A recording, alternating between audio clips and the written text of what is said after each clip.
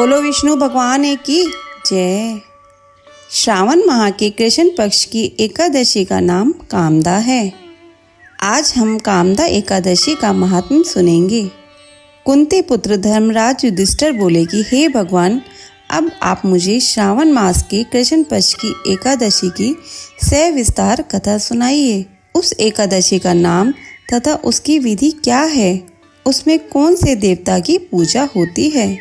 श्री कृष्ण भगवान बोले, हे राजन, मैं एकादशी की कथा कहता हूँ, ध्यान पूर्वक सुनो।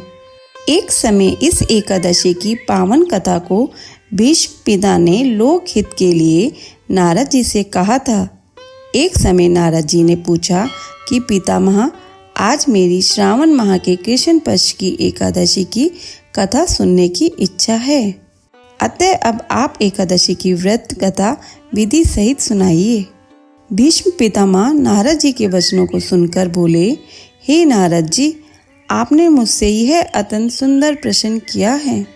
अब आप ध्यान लगाकर सुनिए। श्रावण माह के कृष्ण पक्ष की एकादशी का नाम कामदा है। इस एकादशी की कथा के सुनने मात्र से ही वाजपेय यज्ञ का फल मिलता है। कामदा एकादशी के व्रत में शंकर चक्र गदाधारी विष्णु भगवान की पूजा की जाती है। जो मनुष्य इस एकादशी को धूप दीप नैवेद्य आदि से भगवान की पूजा करते हैं, उन्हें गंगा स्नान के फल से भी बड़ा फल मिलता है। यही फल सूर्य चंद्र ग्रहण केदार और कुरुक्षेत्र में स्नान करने से मिलता है। श्री विष्णु भगवान के पूजन का फल समुद्र और वन सहित पृथ्वी दान करने और सिंह राशि वालों को गोदावरी नदी में स्नान के फल से भी अधिक होता है। व्यतिपात में दंडक नदी में स्नान करने से जो फल मिलता है, वह फल भगवान की पूजा करने से मिल जाता है। भगवान की पूजा का फल श्रावण मास के कृष्ण पक्ष की एकादशी के फल के बराबर है। अतः भक्ति पूर्वक भगवान की पूजा न बन सके तो श्रावण माह के कृष्ण पक्ष की कामदा एकादशी का व्रत अवश्य करना चाहिए। आभूषण से युक्त बछड़ा सहित गोदान करने से जो फल मिलता है, वह फल कामदा एकादशी के व्रत से मिल जाता है। जो उत्तम द्विज श्रावण माह के कृष्ण पक्ष की कामिदा एकादशी का व्रत करते हैं तथा श्री विष्णु भगवान की पूजा करते हैं, उससे समस्त वेद नाग किन्नर प्रीत आदि की पूजा हो जाती है। हे नारद, स्वयं भगवान ने अपने मुख से कहा है कि मनुष्य को आध्यात्मिक विद्या से जो फल मिलता है, उसका अधिक फल कामिदा एकादशी का व्रत करने से मिल जाता है।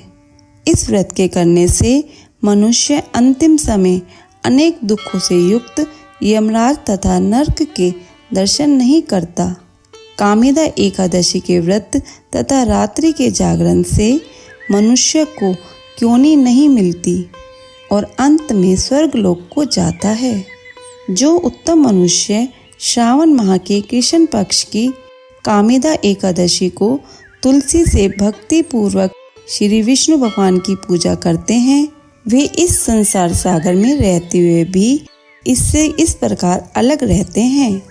जिस प्रकार कमल जल में रहता हुआ भी जल से अलग रहता है, भगवान की तुलसी दल से पूजा करने का फल एक बार स्वर्ण और 4 बार चांदी के दान के फल के बराबर है।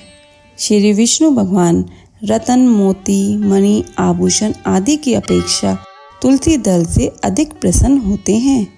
जो मनुष्य भगवान की तुलसी दल से पूजा करते हैं, उनके समस्त पाप नष्ट हो जाते हैं। हे नारद, मैं स्वयं भगवान की अत्यंत प्रिय श्री तुलसी जी को नमस्कार करता हूँ। तुलसी जी के दर्शन मात्र से मनुष्य के समस्त पाप नष्ट हो जाते हैं और शरीर के स्पर्श मात्र से मनुष्य पवित्र हो जाता है। तुलसी जी को जल से स्नान कराने से मनुष्य की समस्त यम यातनाएं नष्ट हो जाती हैं। जो मनुष्य तुलसी जी को भक्ति पूर्वक भगवान के चरण कमलों में अर्पित करता है, उसे मुक्ति मिलती है। जो मनुष्य एकादशी के दिन भगवान के सामने दीप जलाते हैं, उनके पितृ स्वर्ग लोक में सुधा का पान करते हैं। जो मनुष्य भगवान के सामने घी या तिल के तेल का दीपक जलाते हैं, उनको सूर्य लोक में भी सहस्त्रों दीपकों का प्रकाश मिलता है।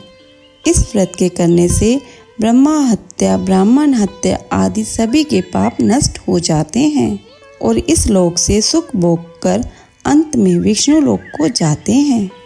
इस कामिदा एकादशी के महात्म्य के श्रवण व पठन से मनुष्य स्वर्ग लोक को जाते हैं।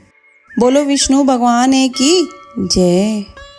ऐसी कथा और कहानियों के लिए हमारे चैनल को सब्सक्राइब करें। धन्यवाद।